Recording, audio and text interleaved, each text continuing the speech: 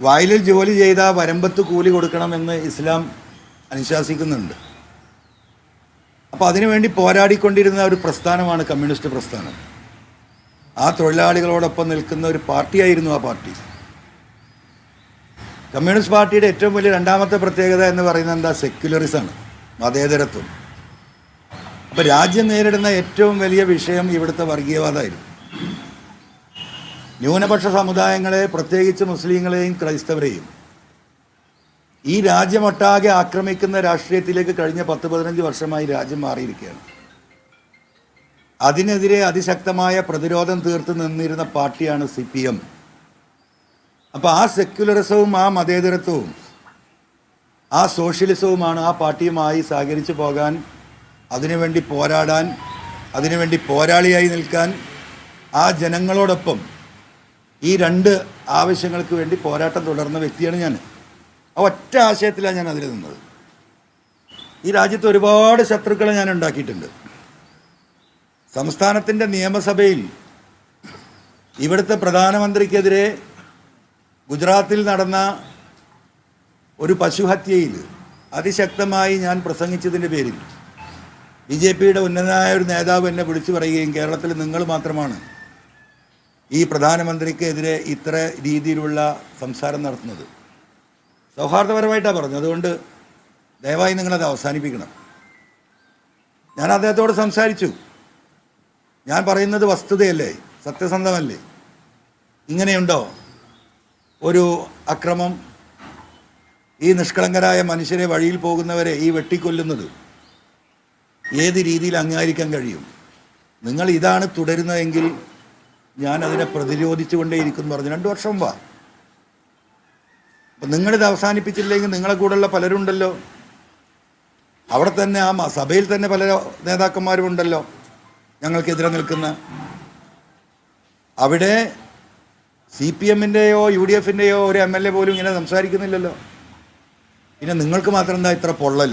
അങ്ങനെ ചോദ്യം. സൗഹൃദ സംഭാഷണം അവസാനം ഞങ്ങൾ തമ്മിൽ തെറ്റി. അപ്പോൾ പറഞ്ഞു നിങ്ങൾ അനുഭവിക്കുന്നു, ഞാൻ അനുഭവിക്കാൻ തയ്യാറാണെന്ന് പറഞ്ഞു. നിങ്ങൾക്കറിയാം 2 വർഷം മുമ്പ് നിരന്തരമായി ED എന്നെ വിളിച്ചുകൊണ്ടിരുന്നത്. ഒരുപാട് പീഡനങ്ങൾ ഞാൻ അനുഭവിച്ചിട്ടുണ്ട് ആ ഭാഗത്തുനിന്ന്.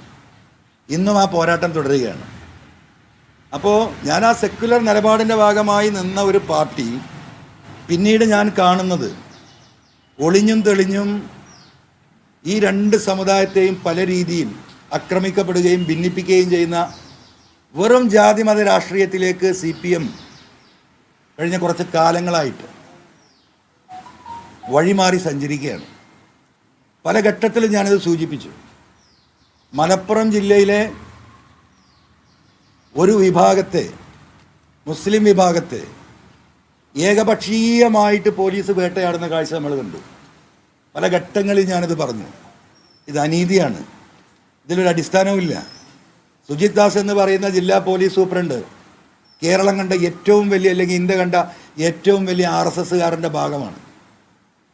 അദ്ദേഹത്തെ ആ കസേരയിൽ ഇരുത്തിക്കൊണ്ട് ഈ അനീതി നടപ്പിലാക്കരുത്. മലപ്പുറം ജില്ല എന്ന് പറയുന്നത് കേരളത്തിലെ ഏറ്റവും വലിയ ജില്ല, 60 ലക്ഷത്തോളം ആളുകൾ താമസിക്കുന്ന ജില്ലയാണ്. അതിൽ 75% മുസ്ലിം കമ്മ്യൂണിറ്റിയാണ്. അതിൽ നിരവധിയായ ചെറുപ്പക്കാരെ അടിസ്ഥാനമില്ലാത്ത ഒട്ടനവധി കേസുകളിൽ കുടുക്കി FIRൻ്റെ എണ്ണം വർദ്ധിപ്പിച്ചുകൊണ്ടിരിക്കുകയാണ്. പത്രക്കാരായ നിങ്ങൾക്കും അത് പരിശോധിച്ചാൽ കാണാൻ കഴിയും. ഒരു വർഷത്തിൽ 10,000 12,000 FIRകൾ രജിസ്റ്റർ ചെയ്യപ്പെട്ട മലപ്പുറം ജില്ല അത് 30,000 40,000 45,000 ഉയർത്തിയത് ഈ സുജിത് ദാസാണ്. അതിൻ്റെ ഭാഗമായിട്ട് ലക്ഷക്കണക്കിന് ചെറുപ്പക്കാർക്ക് പാസ്പോർട്ട് എടുക്കാൻ യാതൊരു നിവൃത്തിയില്ല. പാസ്പോർട്ട് എടുത്ത് വിദേശത്ത് പോയി 1 മാസത്തെ ലീവിന് വന്ന് പാസ്പോർട്ട് പുതുക്കി പോകാൻ ആഗ്രഹിക്കുന്ന ഒരാളുകൾക്കും പാസ്പോർട്ട് പുതുക്കി പോകാൻ കഴിയുന്നില്ല. പല കുടുംബങ്ങളും കടം വാങ്ങി വിദേശത്തേക്ക് പോയവരാണ്. ആ കടം പോലും വീട്ടാൻ കഴിയാതെ അവരൊക്കെ ജപ്തിയിലായി, പലരുടെയും വീടുകൾ പോയി. നിരവധി തവണ ഞാൻ പറഞ്ഞു ഇടപെടണം, പക്ഷെ ഒരു ഇടപെടലുണ്ടായില്ല എന്ന് മാത്രമല്ല, അത് പ്രോത്സാഹിക്കപ്പെട്ടുകൊണ്ടേയിരുന്നു. അതിനെ ഞാൻ ചോദ്യം ചെയ്തു. നിങ്ങൾക്കറിയോ, കേരളത്തിൽ 2019 പ്രളയത്തിന് ശേഷം കേരളത്തിലെ 44 പുഴകളിലും മണലും മണ്ണും വന്ന് അടിഞ്ഞ് കയറിയിരിക്കുകയാണ്. ഇപ്പോൾ ചാലിയാർ പുഴ വെള്ളത്തിലാണ്.